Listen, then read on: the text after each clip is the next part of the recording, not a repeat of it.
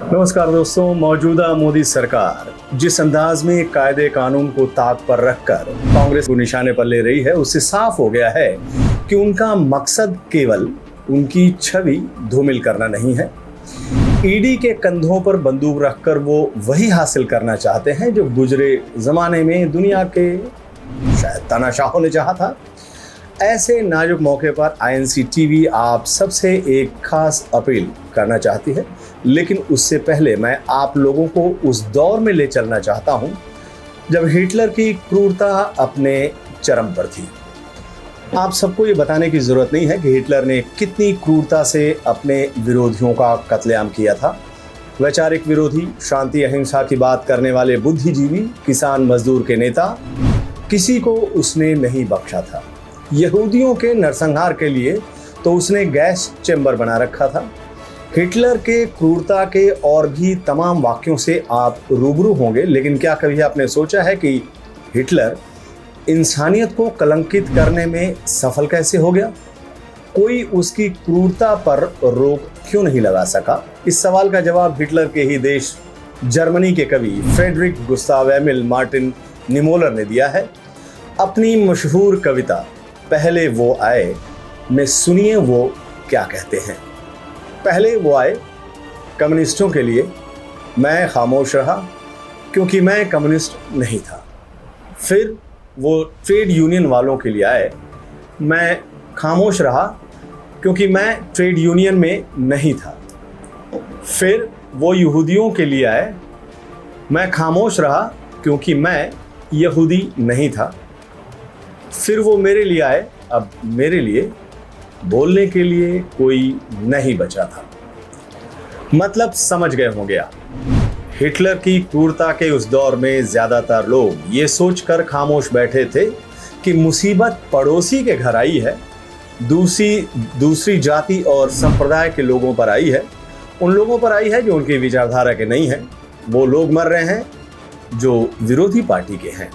Hitler के यमदूत उन्हें नहीं बल्कि दूसरे लोगों को मार काट रहे हैं। उनका घर परिवार सुरक्षित है, उनके आशियाने पर कोई आंच नहीं है और आएगी भी नहीं। लेकिन हिटलर ने उन सबको गलत साबित कर दिया। सबसे पहले उसने कम्युनिस्टों को कत्लेआम किया। लोग उस कत्लेआम पर खामोश रहे, चुप्पी साधे रहे। उनकी खामोशी से हिटलर का हौसला बढ़ा। कम्युनिस्टों के बाद उसने ट्रेड यूनियन वालों को निशाना बनाया। उसका भी किसी ने पुरजोर विरोध नहीं किया। हिटलर का हौसला और बढ़ता गया और तब आखिर में उसने द्वितीय विश्व युद्ध के दौरान यहूदियों का सामूहिक नरसंहार कर दिया। और पता है हिटलर की इस तानाशाही और क्रूरता का सबसे बुरा असर किस पर पड़ा था? उन जर्मन वासियों पर जो हिटलर को अपने हीरो की तरह पूजते थे। जब तक हिटलर जिंदा रहा, ज्यादातर जर्मन वासियों को यही लगता रहा कि हिटलर उनका सबसे बड़ा खैर ख्वाह है। लेकिन जब वो मरा तब उन्हें एहसास हुआ कि हिटलर तो उन्हें तबाह और बर्बाद करके चला गया है। दोस्तों, इस दास्तान को मौजूदा हालत से जोड़कर समझने की आप कोशिश कीजिए। जरा याद कीजिए कि पिछले 8 साल से देश की दशा और दिशा किस तरफ जा रही है। देश को एक साजिश के तहत पहले धार्मिक उन्माद में उलझाया गया ताकि सरकार के साजिश पर पर्दा पड़ा रहे। उसके बाद विरोधियों को निशाने पर लेने का काम शुरू हुआ। ये चीज किसी से छुपी नहीं है। इस काम के लिए सबसे ज्यादा ईडी का इस्तेमाल किया गया। विपक्ष के सारे बड़े नेताओं को एक एक करके निशाने पर लेने का काम शुरू हुआ।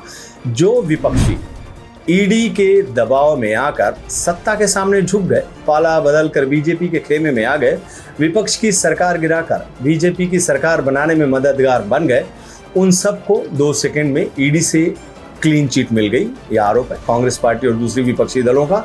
लेकिन जो लोग सत्ता की इस निरंकुशता के सामने नहीं झुके, उनको जेल भेजने के लिए हर कायदे कानून को ताक पर रख दिया गया। सोनिया गांधी और राहुल गांधी का मामला सत्ता के इसी साजिश का एक हिस्सा है। सत्ता उनको घुटनों के बल बैठाने के लिए बेताब है। दूसरी तरफ वो है जो सत्ता को खुली चुनौती दे रहे हैं। ये सरकार चाहती है आप बिना सवाल किए तानाशाही की हर बात को स्वीकार करें। मैं आप सबको विश्वास दिलाता हूं, इनसे डरने की और तानाशाही सहने की जरूरत नहीं है। ये डरपोक हैं, आपकी ताकत और एकता से डरते हैं, इसलिए उस पर लगातार हमला कर रहे हैं। अगर आप एकजुट होकर इनका सामना करोगे तो ये डर जाएंगे। मेरा आपसे वादा है, न हम डरेंगे और न इन्हें डराने देंगे। अब यहाँ सवाल उठता है कि इस नाजुक मौके पर देश का क्या फर्ज है, देश के लोगों को क्या करना चाहिए ताकि हमारा भी हश्र उस जर्मन वासियों की तरह ना हो जो शुरुआती दौर में हिटलर को अपने हीरो के तौर पर देखते थे।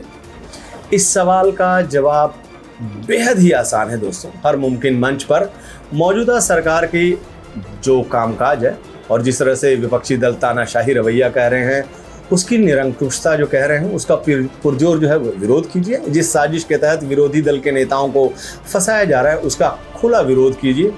याद रखिए, जनता की ताकत से बढ़कर दुनिया में और कोई बड़ी ताकत नहीं होती। जब जनता सड़क पर उतर कर इंसाफ के लिए आवाज़ उठाती है, कायदे कानून और अपने हक हुकूक की बात करती है, तब बड़ा से बड़ा तानाशाह घुटनों के बल आ जाता है। यही इस वक्त की सबसे बड़ी ज़रूरत है और यही INC टीवी की अपील भी है। नमस्कार।